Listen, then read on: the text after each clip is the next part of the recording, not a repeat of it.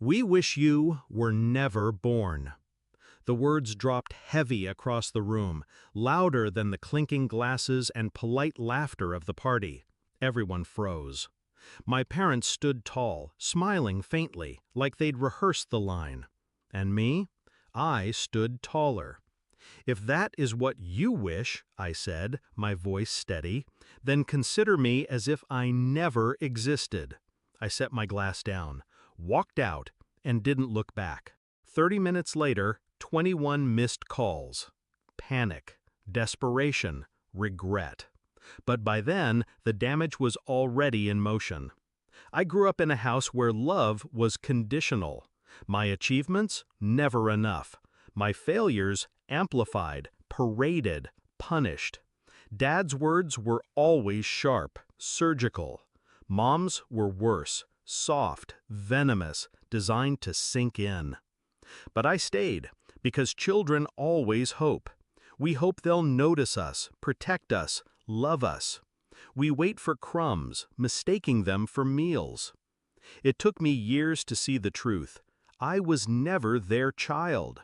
I was their project, their disappointment, their excuse. The shift came when I found the documents.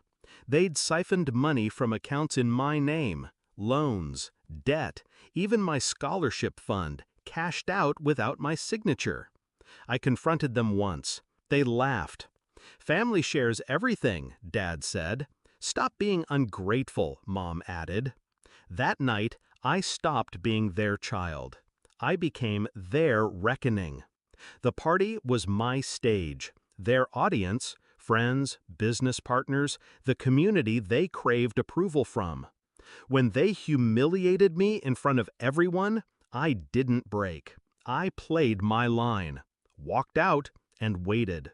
Because I'd already set the trap. For months, I'd been gathering evidence.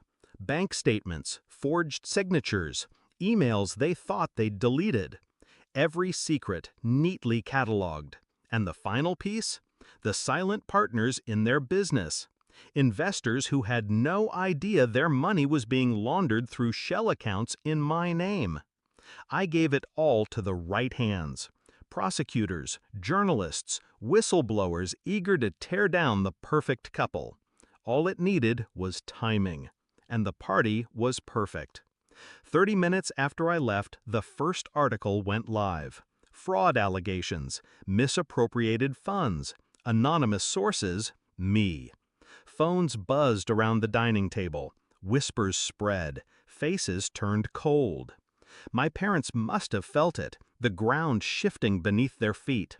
The perfect image cracking, their empire trembling. That's when the missed calls started. First one, then another, then a flood. But I let them ring. Because ghosts don't answer phones. By morning, the story had grown teeth. Accounts frozen, investigations launched. Their so-called friends vanished like smoke. At noon, police cars idled in front of the house. Neighbors peeked through curtains. Reporters gathered on the lawn. And my parents, the ones who wished I'd never been born, begged for the existence of the child they erased. They tried to call me their alibi, their partner, their proof of innocence. But remember, I didn't exist. The confrontation came in court. I sat in the back row, silent, while prosecutors presented the evidence. My evidence. Dad's face was stone, jaw clenched, sweat at his temple. Mom's hands trembled as the exhibits stacked higher. When the prosecutor mentioned the forged loans in my name, their heads snapped toward me. Desperation in their eyes. I didn't blink, didn't smile, didn't move. Just let them feel the weight of silence. The silence of a child who never existed. Was it revenge? Yes. But it was also justice.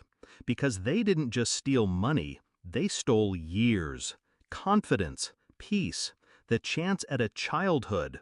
I couldn't get those back, but I could make sure they lost everything they valued. Their reputation, their power, their comfort. Now, when I think of that night, the party, the words, the wine in Mom's glass. I don't feel pain. I feel precision.